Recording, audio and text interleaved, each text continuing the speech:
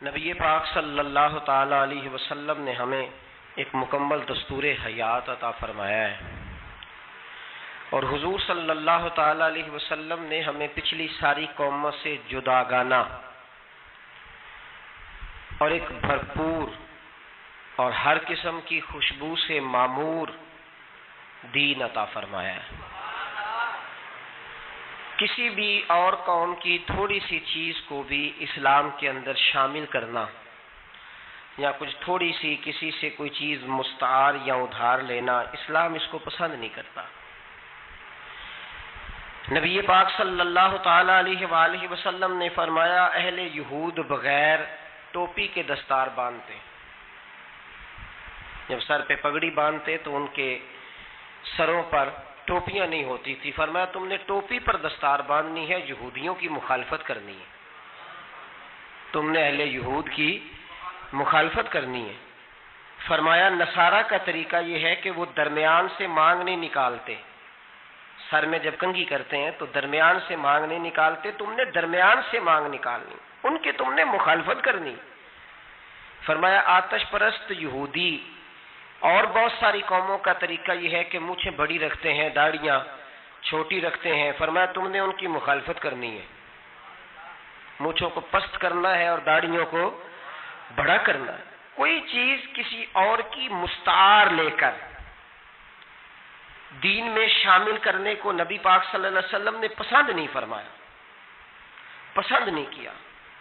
فرمایا یہ کام تم نے نہیں کرنا، تمہاری علیحدہ ایک شناخت ہے، تم مسلمان ہو، تمہارا اٹھنا بیٹھنا کھانا پینا چلنا سونا جاگنا حتیٰ کہ تمہارا نماز جنازہ بھی دوسروں سے منفرد ہے۔ تم لوگوں نے کسی اور قوم کی کسی تھوڑی سی بھی چیز کو اپنے معاملات میں شامل نہیں کرنا۔ اس کو کہتے ہیں دو قومی نظریہ، یہ نظریہ ہے۔ اسی کی بنیاد پر پاکستان بنا تھا کہ ہندو ایک الگ قوم ہے، مسلمان ایک الگ قوم ہے، ان کا اٹھنا بیٹھنا کھانا پینا ہم سے بالکل علیحدہ ہے اور ہمارا ان سے بالکل علیحدہ ہے۔ طرز زندگی، طرز معاشرت، معیشت کہیں ملتی نہیں ہندوؤں سے مسلمانوں۔ لہذا ہمیں ایک ایسا وطن چاہیے، ہمیں ایک ایسا وطن چاہیے جس وطن کے اندر مسلمان اپنے طریقے کے مطابق اٹھیں بھی بیٹھیں بھی چلیں بھی سوئیں بھی۔ نماز پڑھنے کے لیے وطن نہیں بنایا گیا کہ ہم نے اذانیں دینی ہیں، نمازیں پڑھنی ہیں، جماعتیں کرانی ہیں۔ یہ کام ہندوستان میں آج بھی ہوتا ہے، وہاں مسجدوں میں اذان بھی ہوتی ہے، جماعت بھی ہوتی ہے، تلاوت بھی ہوتی ہے، مدارس بھی ہیں، مساجد بھی ہیں، عربی ادب بھی ہے، سارا کچھ ہے۔ وہ پریشان کرتے ہیں، اس سے قطع نظر کرتے ہیں، وہ تکلیف دیتے ہیں، لیکن پابندی نہیں ہے۔ یہ سارے کام وہاں بھی۔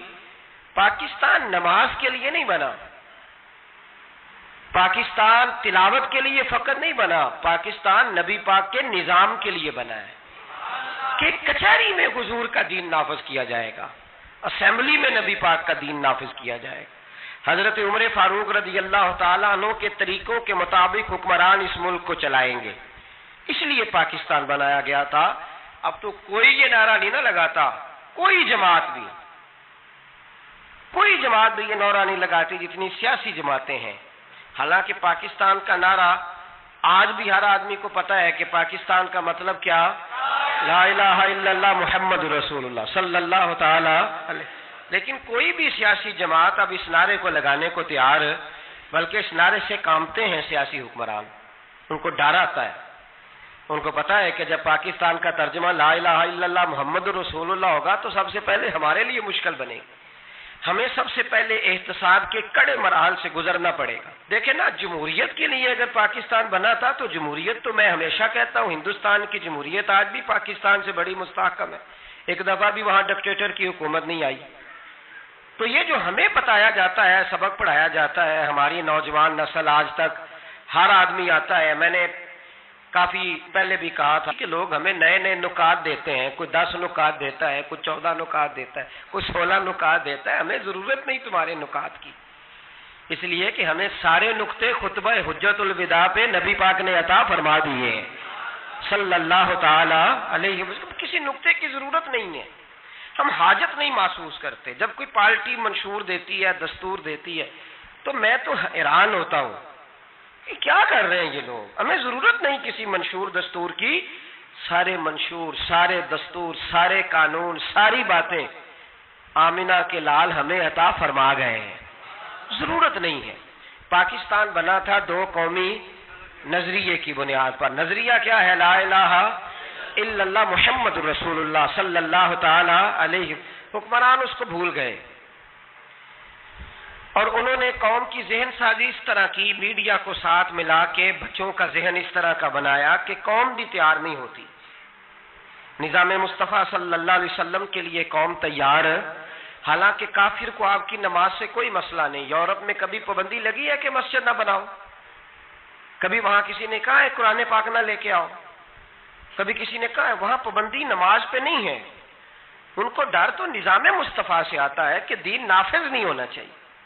تو میرے بھائی، پاکستان ایک نظریاتی وطن ہے. جتنا دوڑ سکتے ہیں میں اور آپ دوڑ لیں، جتنا دوڑ سکتے ہیں. جہاں تک یہ قوم بھاگ سکتی ہے بھاگ لے.